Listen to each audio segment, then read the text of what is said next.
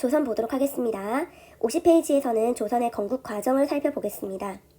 그리고 51페이지에서는 조선의 통치체제 정비를 중점적으로 살펴보도록 하겠습니다.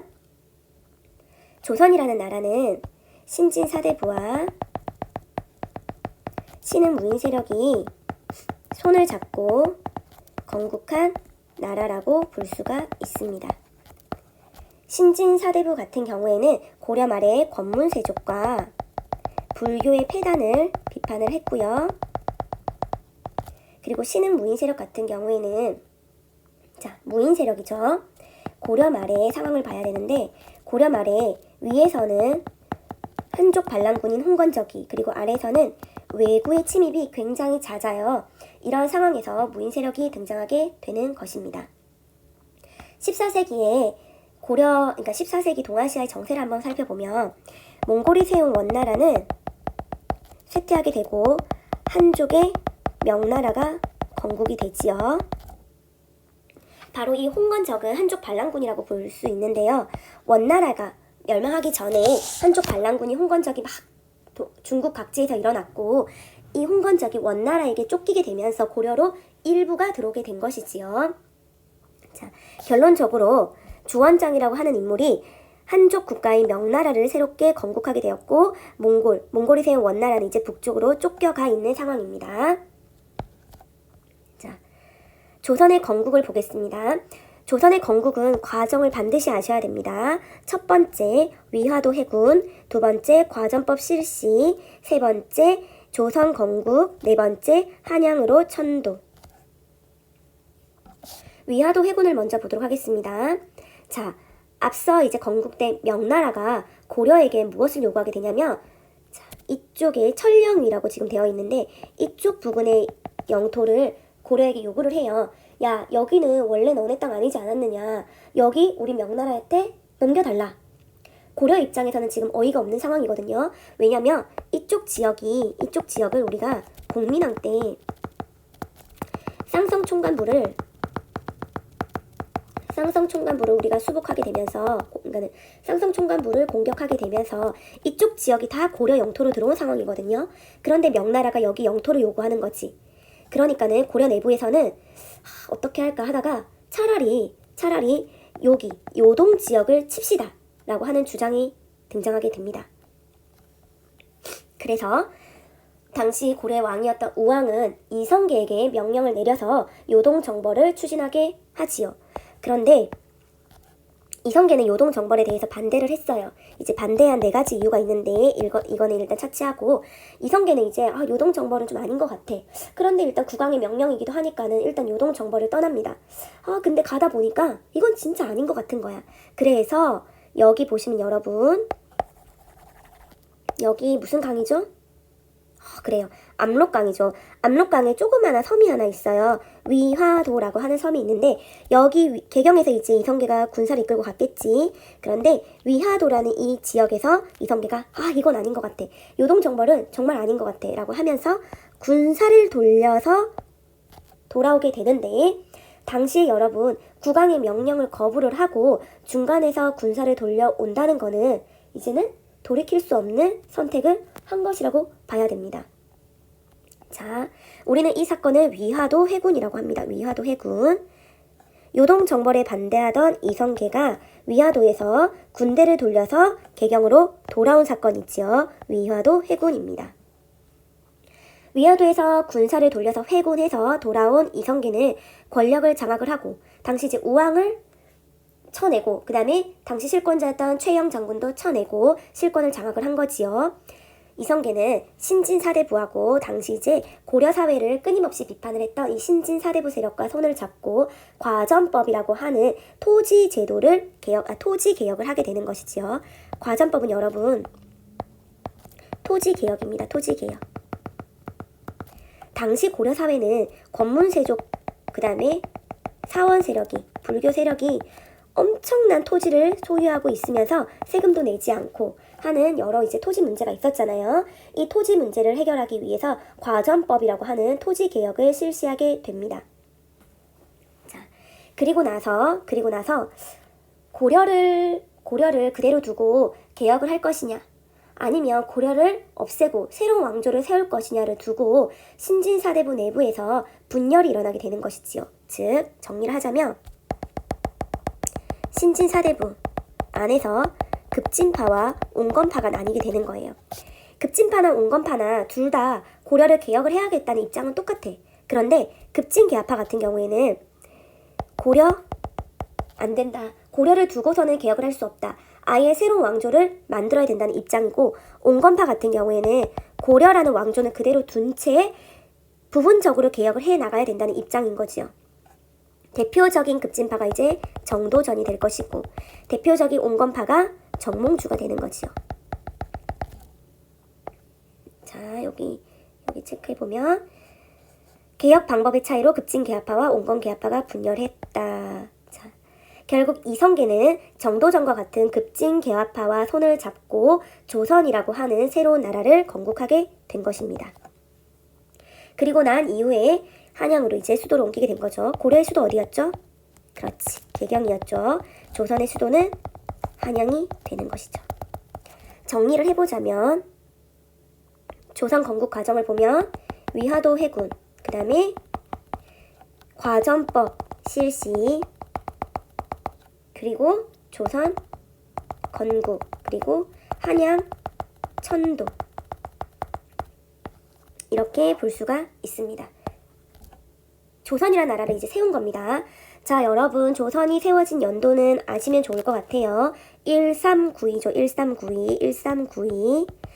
그리고 콜럼버스가 신대륙을 알게 된 연도가 100년 이후 1492죠. 그리고 일본이 조선을 침략한 임진왜란이 1592죠. 1392 조선 건국, 1492 콜럼버스, 1592 임진왜란. 외워두면 좋을 것 같아요. 알고 있으면. 여튼 1392 때 조선이 건국되는 겁니다.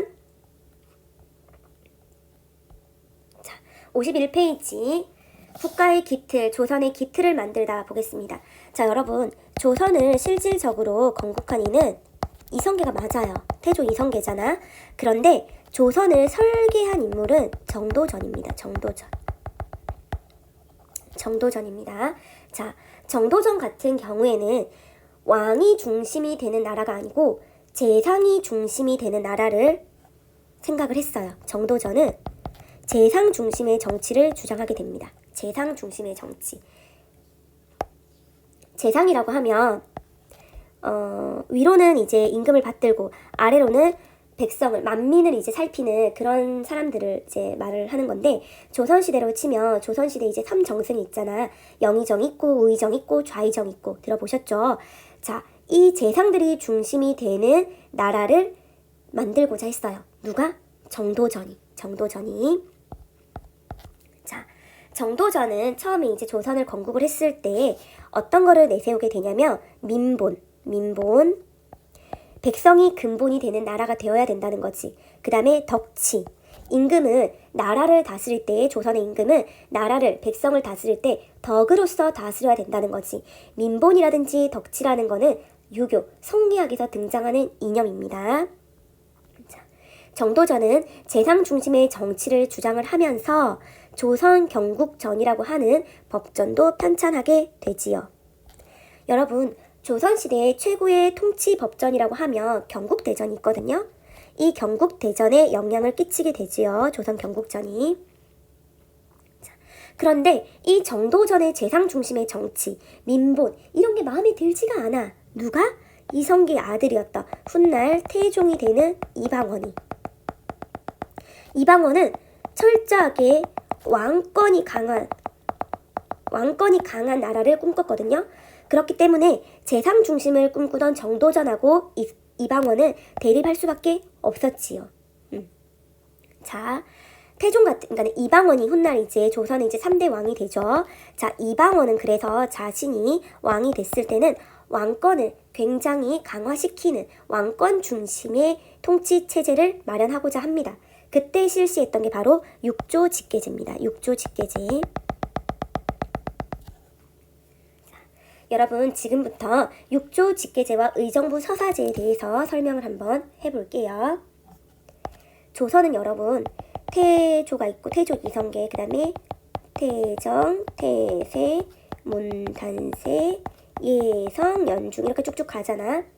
자, 태조, 그 다음에 여기 태종, 여기가 이방원이죠. 그 다음에 여기가 우리가 잘 알고 있는 세종대왕이야. 그리고 문종, 단종, 그 다음에 여기가 세조인데요. 성종, 여기 성종, 그 다음에 중종 이렇게 오는데 여기 성종까지는 여러분, 그러니까는 조선이 세워지고 초반까지는 왕권을 강화시키느냐, 신권을 강화시키느냐, 그러니까 재상권을 강화시키느냐를 두고 계속 엎치락 뒤치락 하는 상황이 벌어져요. 왕권이 중요하다. 아니다. 신권과 조화를 이루어야 된다. 아니다. 왕권을 강화시켜야 된다. 라고 하면서 왕권이냐 신권이냐를 두고 계속 이렇게 줄다리기를 하는 상황이 조선 초에 벌어지게 됩니다. 성종 이후부터 되면 어느 정도 이제 균형을 맞춰가지고 조선은 왕권과 신권이 서로 조화를 이루면서 나가게 되지요. 자, 성종 이전에 육조 직계제와 의정부 서사제를 한번 살펴보도록 하겠습니다. 여러분 굉장히 중요한 내용이고요. 자, 한번 볼게요. 자, 육조 직계제 의정부 서사제. 먼저 여러분, 조선시대는 최고의 정책 결정 기구로 의정부라는 게 있어요. 그 다음에 정책, 여기서 이제 정책을 심의 결정하지요. 자, 여기 정책을 심의 결정을 해요. 의정부에서. 그리고 의정부에서 심의 결정된 내용을 실제로 집행하고 실행하는 거는 이제 6조죠. 6조, 2조, 예조, 형조, 병조, 공조 하면서 6조가 있어요. 자, 6조 직계제라는 건 뭐냐면 쉽게 말하면 의정부를 패스하는 거야. 의정부의 기능은 별로 없어. 6조하고 6조의 판서하고 왕이 다이렉트로 의견을 주고받는 거야. 쉽게 말하면 왕이 의정부를 그치지 않고 6조에게 바로 명령을 내려요. 그리고 6조도 의정부를 거치지 않고 바로 왕에게 보고를 하는 체제가 6조 직계제입니다. 다이렉트. 자, 의정부 서사제는 명칭에서도 볼 수 있듯이 의정부가 조금 중요해지나 봐. 6조에서 뭔가를 보고할 일이 있으면 왕에게 다이렉트로 보고하는 게 아니라 의정부에게 먼저 보고해요. 의정부의 정승들, 그러니까 재상들이지 여기. 이 의정부의 재상들은 6조에서 올라온 보고를 자기들끼리 이제 회의를 해서 심의를 하고 이제 어느 정도 회의를 한 이후에 왕에게 보고를 하는 체제죠. 그리고 왕 같은 경우에도 명령을 내릴 때 6조에게 바로 명령을 내리는 것이 아니고 의정부에 먼저 명령을 내립니다. 의정부에 먼저 명령을 내리면 의정부에서 이를 심의한 이후에 6조에게 명령을 내리는 체제가 바로 의정부 서사제입니다. 자, 가만히 들여다보면 그렇게 어려운 내용이 아니에요. 자, 여기서 그런데 여러분 뭘 알아야 되냐면 6조 직계제와 의정부 서사제 중에서 이 두 개 중에서 어떠한 제도가 더 왕권을 강화시키느냐? 어떤 거예요? 바로 6조 직계제입니다. 6조 직계제 같은 경우에는 왕권이 의정부 서사제보다 조금 더 강하다고 볼 수 있죠. 다시 말하면 왕권을 조금 강화시키고자 했던 이방원, 태조 이방원이나 세조 같은 경우에는 의정부 서사제보다는 6조 직계제를 시행하고자 했을 것이고 왕권보다는 그러니까 왕권을 강화시키기보다는 왕권과 어떤 신권의 조화를 꿈꿨던 세종 같은 경우에는 의정부 서사제를 하고자 했을 것입니다. 자, 본문을 볼게요. 태종 이방원 같은 경우에는 태종 이방원은 6조 직계제를 실시해서 왕을 중심으로 하는 체제를 정비하고자 했습니다. 그리고 세종 같은 경우에는 의정부 서사제라는 것을 실시해서 왕권과 신권의 조화를 꾀하고자 했던 것이지요. 엄청 중요합니다.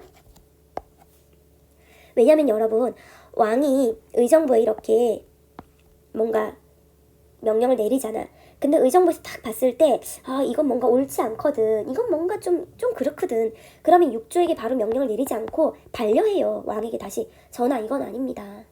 그러니까는 6조 직계제보다는 의정부 서사제가 신권, 재상권의 힘이 더 강하지. 그죠? 여러분 반드시 키워드를 기억하셔야 됩니다. 태종, 6조 직계제, 왕권 중심, 왕 중심, 세종, 의정부 서사제, 왕권과 신권, 조화, 밸런스를 맞추고자 한 거지. 자, 자, 세종의 업적을 마저 보도록 할게요. 세종 같은 경우에는 집현전, 우리가 잘 알고 있지요. 집현전이라는 거를 설치해가지고, 집현전이 뭐 조선에 세종 때 처음 설치된 건 아니거든. 여튼 집현전에서 그러니까 신하들이 공부도 하고, 그 다음에 정책도 뭐 이렇게 논의하고 할 수 있도록 했고요. 그 다음에 우리가 다 알고 있듯이 훈민정음이라고 하는 한글, 우리 문자를 이제 세종대왕이 만들게 됩니다. 자, 그리고 이제 성종 때 되면 대정, 대세, 문단세, 예, 성종 때 되면 조선의 통치 규범인 경국대전이라고 하는 법전이 완성이 되지요.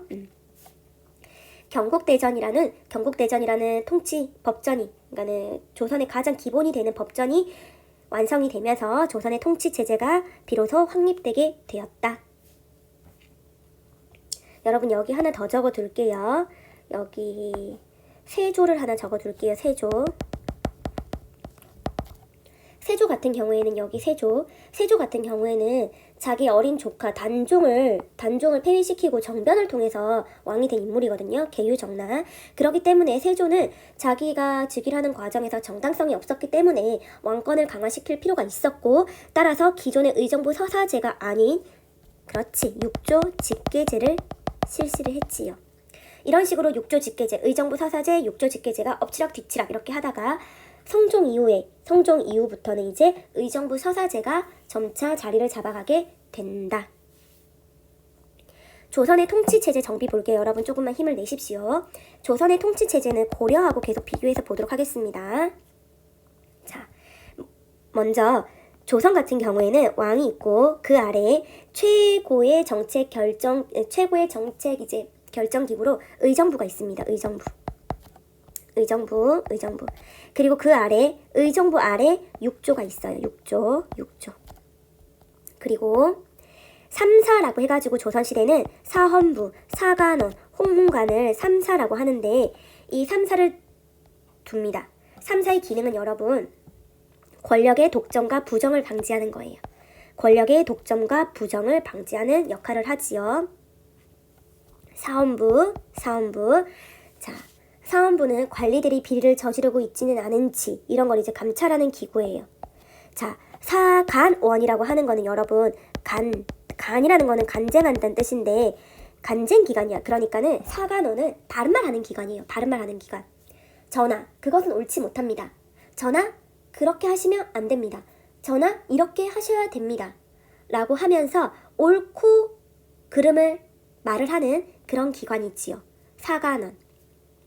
홍문관 같은 경우에는 원래 이제 집현전의 기능을 이어받았다고 하는데 홍문관은 원래는 걔는 그 공부를 하는 기관이야. 왕과 신하들이 모여가지고 이제 학문에 대해서 토론을 하는 과정인데, 그런데 학문에 대해서 이게 토의하고 토론을 하다 보면 결국 현안의 어떤 정치적인 현안도 이렇게 얘기를 하게 되잖아요.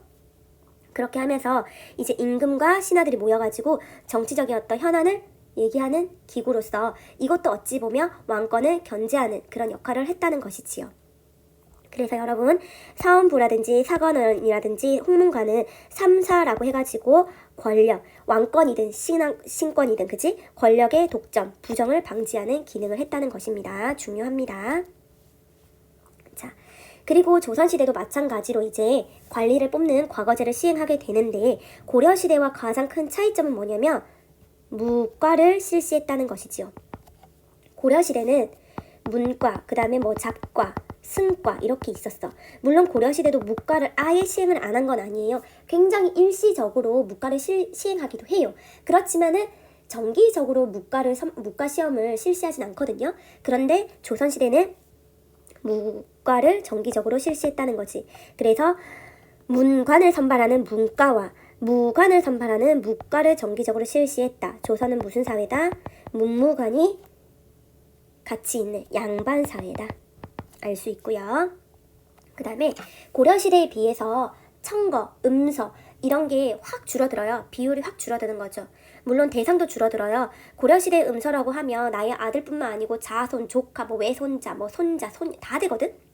그런데 조선시대 음서는 범위가 굉장히 줄어들어. 나의 아들 이런 식으로 줄어들기도 하고, 음서라는 제도가 고려시대에 비해서 그렇게 활발하지가 않아요. 조선시대는 관리가 되려면 거의 99.9% 과거 시험을 치러야 된다는 거죠. 그 다음에 너무너무 지겨운 지방행정제도를 볼게요. 자, 통일신라 여러분. 통일신라는 구주 오소경이었죠.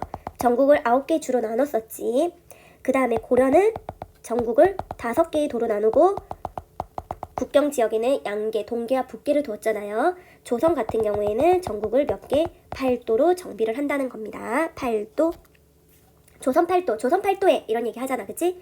그리고 그 밑에 뭐 부목, 군, 현을 두었다고 하는데 그냥 8도가 있고 그 아래에 군과 현이 있다고 보시면 돼요. 8도 아래에 군과 현이 있다. 자, 큰 차이점은 무엇이냐? 그렇지. 모든 군현에 지방관을 파견합니다. 자, 고려시대는 모든 군현에 지방관 파견하지 않지요. 그래서 우리가 주현과 속현을 구분을 했잖아요. 그죠? 그런데 조선시대 되면 모든 군현에 지방관을 파견을 했다. 무슨 말이에요? 중앙의 통치력이 전국으로 다 미치게 되었다라는 거지. 그죠? 그 다음에 이 지방관, 수령, 지방관의 권한도 굉장히 강해져가지고 고려보다는 그 지역의 행정, 사법, 군사 업무를 모두 다 총괄하게 되었다. 그리고 향리. 고려시대 여러분 향리는 세력이 강해요. 고려시대 향리는 조선보다 세력이 강해요. 그래서 지방관이 파견되지 않은 속현이나 향부국소에서 향리들이 지방관의 역할을 대신했잖아요. 그죠? 지방의 세력가들이었거든요. 지방의 세력가들. 그런데 조선시대의 향리는 단순히 지방관을 지방관의 옆에서 보좌하는 역할로 그쳤다라는 거지요.